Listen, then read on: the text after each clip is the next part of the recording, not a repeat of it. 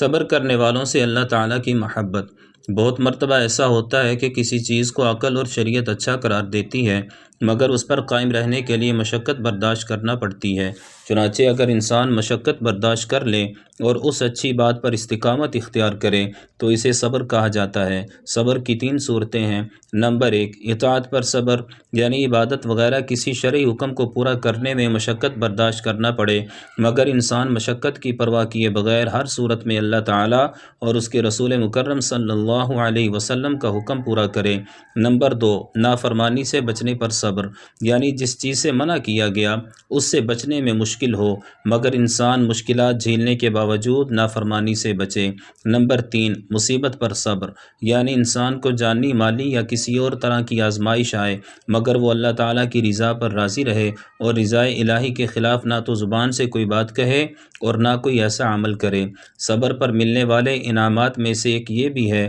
ایسے شخص کو باری تعالیٰ اپنا محبوب بنا لیتا ہے۔ رب کریم نے اپنے کچھ صابر بندوں کا تذکرہ کر کے ارشاد فرمایا، واللہ یحب الصابرین، اور اللہ صبر کرنے والوں سے محبت فرماتا ہے۔ صبر کرنے والوں کو خوشخبری سے نوازنے کے لیے باری تعالیٰ نے ارشاد فرمایا، وبشر الصابرین الذین اذا اصابتهم مصیبة قالوا انا للہ وانا الیہ راجعون اولئک علیہم صلوات من ربہم ورحمہ واولئک هم المہتدون، یعنی اور اے محبوب صبر کرنے والوں کو خوشخبری دیجئے، وہ لوگ کہ جب ان پر کوئی مصیبت آتی ہے تو کہتے ہیں ہم اللہ ہی کے ہیں اور ہم اسی کی طرف لوٹنے والے ہیں، یہی وہ خوش نصیب ہیں جن پر ان کے رب کی طرف سے درود یعنی خصوصی نوازشات ہیں اور رحمت ہے، اور یہی لوگ ہدایت یافتہ ہیں۔ صبر ایسی نعمت ہے جس کے ذریعے بڑی سے بڑی آزمائش اور سخت ترین مشکل بھی انسان کے حق میں رحمتوں کا ذریعہ بن جاتی ہے،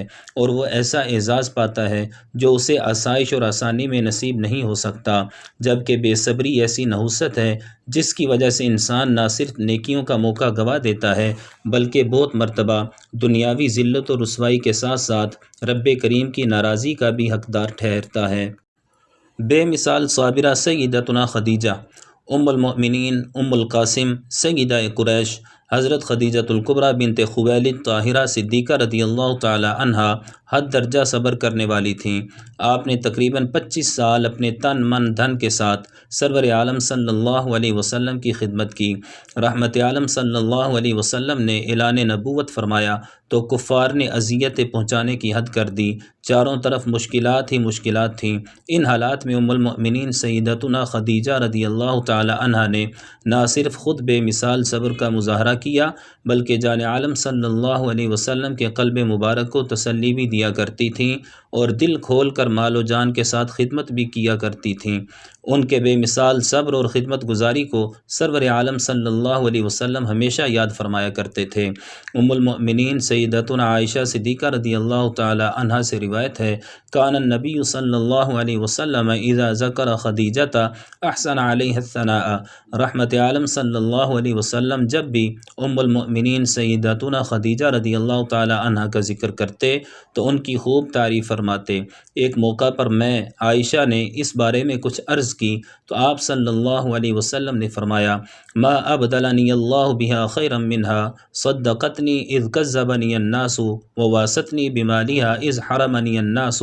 ورزقنی اللہ منها الولد اذ لم یرزقنی من غیرها، یعنی میں خدیجہ کی تعریف کیوں نہ کروں، اللہ تعالیٰ نے مجھے خدیجہ سے بہتر کوئی بیوی نہیں دی۔ جب لوگوں نے میرا انکار کیا اس وقت وہ مجھ پر ایمان لائیں، جب لوگ مجھے کچھ پیش کرنے کے لیے تیار نہ تھے تب اس نے اپنے مال اور جان کے ذریعے میری غمخواری کی، یعنی خوب خدمت بھی کی اور تمام مال بھی مجھ پر نچھاور کر دیا، اور اللہ تعالیٰ نے مجھے اولاد بھی اسی سے عطا فرمائی۔ آپ رضی اللہ تعالی عنہ کے صبر و استقامت کی باری تعالیٰ نے بھی خوب عزت افزائی فرمائی۔ ایک موقع پر سیدنا جبریل امی علیہ السلام نے رسول اللہ صلی اللہ علیہ وسلم سے عرض کی، خدیجہ آپ کے پاس کھانا وغیرہ لے کر حاضر ہو رہی ہیں، فَإِذَا هِيَ أَتَتْكَ فَاقْرَأْ عَلَيْهَا السَّلَامَ مِن رَبِّهَا وَمِنِّي وَبَشِّرْهَا بِبَيْتٍ فِي الْجَنَّةِ مِن قَصَبٍ لَا صَخَبَ فِيهِ وَلَا نَصَبَ،